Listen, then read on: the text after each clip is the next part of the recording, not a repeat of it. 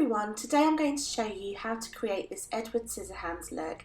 You'll probably have everything that you need for this at home apart from the liquid latex, which I'm pretty sure is available from most good fancy dress shops. So Jass has kindly agreed to model for me, but I really don't think he was expecting me to use Pritt stick on his face. I'm using the Pritt stick to hide half of his eyebrow from the arch down to the tail, and what I'm doing is rubbing it so I'm coating all the hairs with the Pritt stick and then brushing them up with a spoolie. Once that's dried, I'm using a loose setting powder, just dusting it over the top in a really thick layer, dusting that through and then repeating the process 4 times. You can use any sort of glue that's washable, and don't worry about removing it, it's quite easy to take off with just some simple eye makeup remover.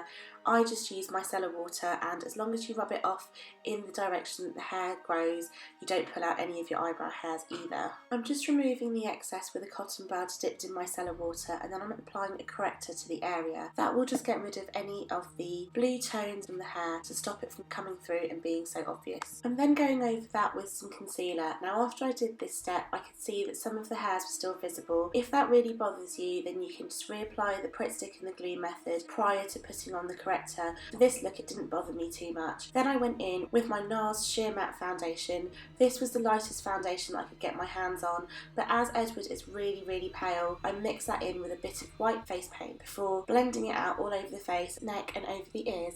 You want to cover up any piece of skin that's actually showing. And then I'm going over with a damp beauty blender sponge. This is an old sponge, and I'm just stippling it all over the face just to blend the 2 colours together and make it look as even as possible. I'm then buffing some really light setting powder all over the face just to add to that gaunt look and also to set everything in place. I'm now using a dark powder. This is the contour shade from the Sleek Contour Kit in medium, and I'm just carving out the hollows of the eyes.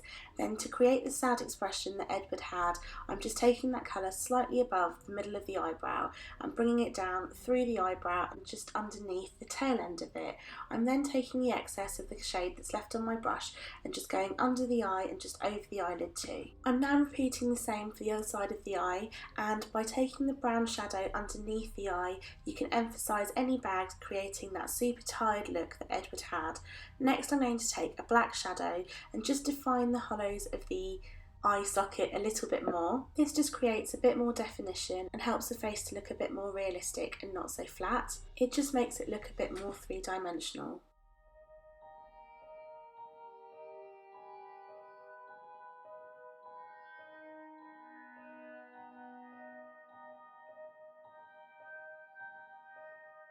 As Edward's nose is thin and pointy, I'm just contouring down the sides of the nose, leaving the underneath clear of any contour shades. I'm then going in with a black eyeshadow on a flat brush and just making the nostrils a little bit pointy, just to resemble Edward's a bit more. I decided that I wanted a bit more definition under the eyes, so I used the same flat brush and a black eyeshadow, and I've just created the hollows under the eyes and made them a bit darker. I think that was a mistake because it is quite difficult to blend on top of a cream face painting colour, so I've just used a fluffy brush just to blend it all out, and I think it looks a bit more realistic now. I'm now contouring the jawline, the forehead and the temples. As Edward Scissorhands is clearly a male, I'm contouring in a different way to a traditional female contour, and I'm bringing it all the way down to where the beard line is. I'm then using a matte brown eyeshadow. I think this is Embark by MAC, and I'm just using it on a lip brush to create the small and pouty lips that Edward had. For the scars, I'm using liquid latex on a metal spatula. I'm just gently dabbing it onto the face. It does take quite a long time to dry, so once it's set, I did a second layer just to make it a little bit more raised. Once the latex was completely dry, I then went back over it with the foundation and the white face paint mixed together just to blend it into the skin and make it look a bit more realistic. I then set it again with the powder and then went back in with the brown eyeshadow and just went around the edges of the scars just to make them look more prominent and a bit more raised. And you're almost done! And this is a finished look. I really hope that you enjoyed this tutorial. Please give this video a thumbs up and hit that subscribe button. It would mean so much to me, and I'll be uploading plenty more Halloween related videos throughout the month of October. Thank you so much for watching, and I'll see you next time. Bye!